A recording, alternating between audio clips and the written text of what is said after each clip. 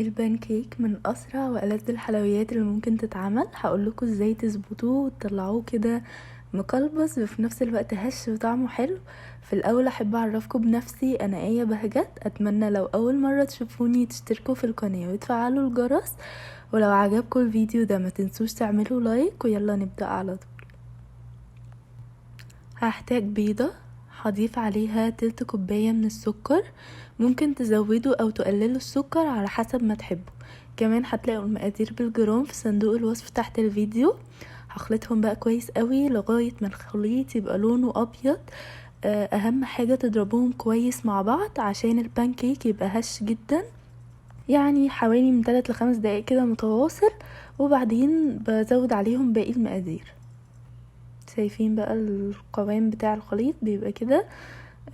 ببتدي اضيف نص معلقة صغيرة من الفانيليا و2 معلقة كبيرة من الزيت ونص كوباية من اللبن، وهخلط الكلام ده كله مع بعض كويس. وبعدين بضيف رشة ملح ومعلقة صغيرة من البيكنج باودر وكوباية وتلت من الدقيق. لازم يكون الخليط سمكه تقيل شوية عشان ما يفرش مني في الطاسة. قوام الخليط بيكون تقيل بالشكل اللي احنا شايفينه ده.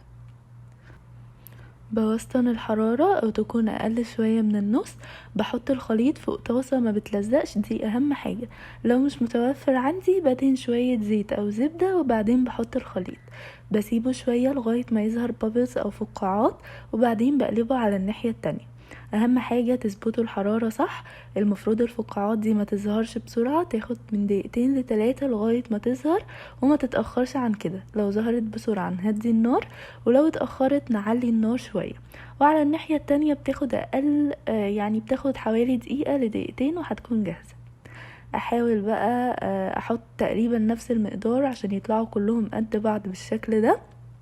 ممكن تزينوهم زي ما تحبوا، انا هحط عليهم صوص شوكولاته او ممكن نوتيلا ومكسرات وشويه شوكولاتات بقى عشان نظبط شكل الطبق ويبقى شكله حلو كده ويفتح النفس.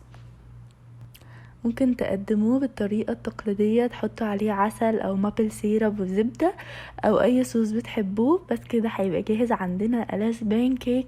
دي اكتر وصفه ومقادير مظبوطه تقدروا تجربوها. شايفين بقى من جوه مقلبز ازاي وهش مش مكتوم. اتمنى تجربوا الطريقه دي وتقولوا لي رايكم، متاكده انكم هتحبوها قوي. وما تنسوش تعملوا لايك لو عجبكم الفيديو ده، واستنوني في وصفه جديده. باي باي.